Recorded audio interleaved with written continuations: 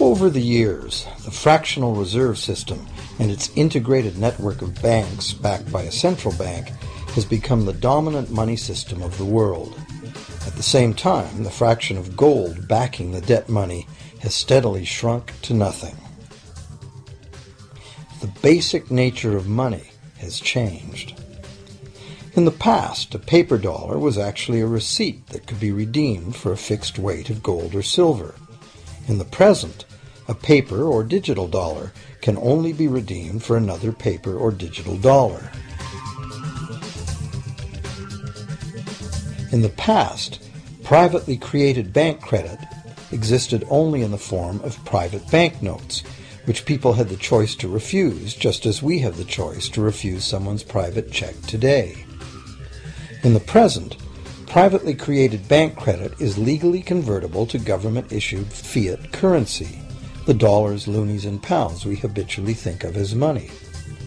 Fiat currency is money created by government fiat or decree, and legal tender laws declare that citizens must accept this fiat money as payment for debt, or else the courts will not enforce the obligation. So now the question is, if governments and banks can both just create money, then how much money exists?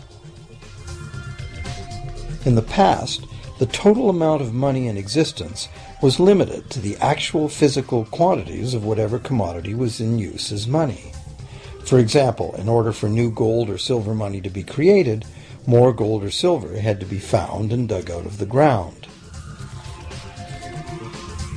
In the present, money is literally created as debt. New money is created whenever anyone takes a loan from the bank. As a result, the total amount of money that can be created has only one real limit: the total level of debt.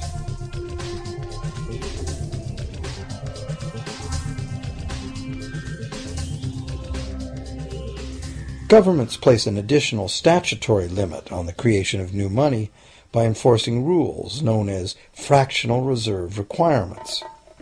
Essentially arbitrary, fractional reserve requirements vary from country to country and from time to time. In the past, it was common to require banks to have at least $1 worth of real gold in the vault to back $10 worth of debt money created.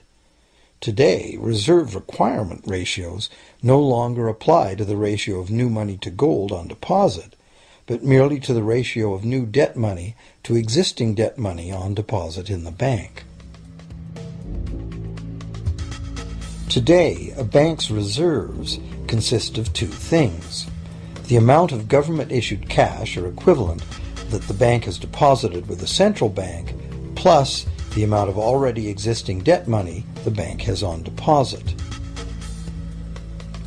To illustrate this in a simple way, let's imagine that a new bank has just started up and has no depositors yet. However, the bank's investors have made a reserve deposit of $1,111.12 of existing cash money at the central bank. The required reserve ratio is 9-to-1. Step 1. The doors open and the new bank welcomes its first loan customer.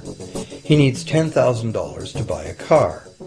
At the 9-to-1 reserve ratio, the new bank's reserve at the central bank, also known as high-powered money, allows it to legally conjure into existence 9 times that amount, or $10,000, on the basis of the borrower's pledge of debt. This $10,000 is not taken from anywhere. It's brand new money simply typed into the borrower's account as bank credit. The borrower then writes a check on that bank credit to buy the used car. Step 2. The seller then deposits this newly created $10,000 at her bank. Unlike the high-powered government money deposited at the central bank, this newly created credit money cannot be multiplied by the reserve ratio. Instead, it's divided by the reserve ratio. At a ratio of 9-to-1, a new loan of $9,000 can be created on the basis of the $10,000 deposit. Step 3. If that $9,000 is then deposited by a third party at the same bank that created it or at a different one, it becomes the legal basis for a third issue of bank credit, this time for the amount of $8,100. Like one of those Russian dolls, where each layer contains a slightly smaller doll inside, each new deposit contains the potential for a slightly smaller loan in an infinitely decreasing series. Now, if the loan money created is not deposited at the bank, the process stops. That's the unpredictable part of the money creation mechanism.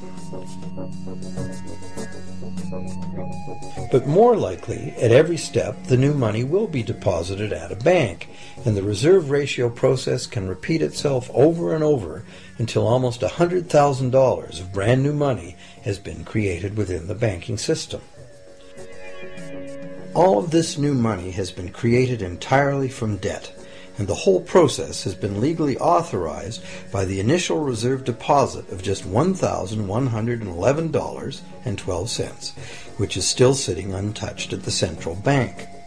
What's more, under this ingenious system, the books of each bank in the chain must show that the bank has 10% more on deposit than it has out on loan. This gives banks a very real incentive to seek deposits in order to be able to make loans, supporting the general but misleading impression that loans come out of deposits. Now, unless all the successive loans are deposited at the same bank, it cannot be said that any one bank got to multiply its initial high-powered money reserve almost 90 times by issuing bank credit out of nothing. However, the banking system is a closed loop. Bank credit created at one bank becomes a deposit in another, and vice versa. In a theoretical world of perfectly equal exchanges, the ultimate effect would be exactly the same as if the whole process took place within one bank. That is, the bank's initial central bank reserve of a little over $1,100 allows it to ultimately collect interest on up to $100,000 the bank never had.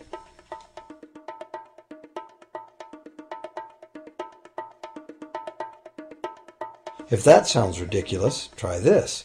In recent decades, as a result of steady lobbying by the banks, the requirements to make a reserve deposit at the nation's central bank have all but disappeared in some countries, and actual reserve ratios can be much higher than 9-to-1. For some types of accounts, 20-to-1 and 30-to-1 ratios are common. And even more recently, by using loan fees to raise the required reserve from the borrower, banks have now found a way to circumvent reserve requirement limitations entirely. So, while the rules are complex, the common sense reality is actually quite simple. Banks can create as much money as we can borrow.